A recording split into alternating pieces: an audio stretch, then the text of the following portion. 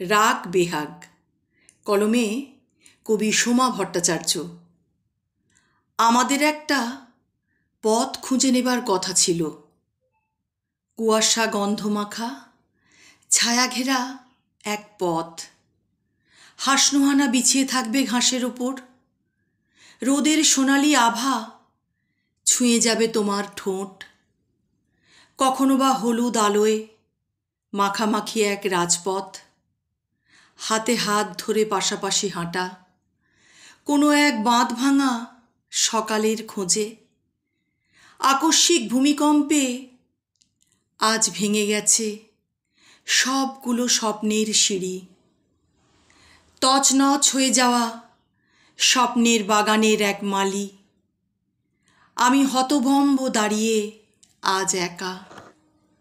আসলে আমরা নিজের মনের অতল স্পর্শ না করে অন্যের হৃদয়ের গভীরতা ছুঁয়ে দেখতে চাই। যে ছাদের উপর দাঁড়িয়ে চাঁদ ছুঁয়ে দেখতে চাই, সেটাই তো নড়বড়ে। নড়বড়ে ছাদ আর কতটা সময়ভার সহ্য করতে পারে বলো দেখি। যেখানে নিজেই জানি ভুল লয়ে বাজছে বেহাগ, সেখানে মেলে না কখনো কোনো বসন্তের রাগ।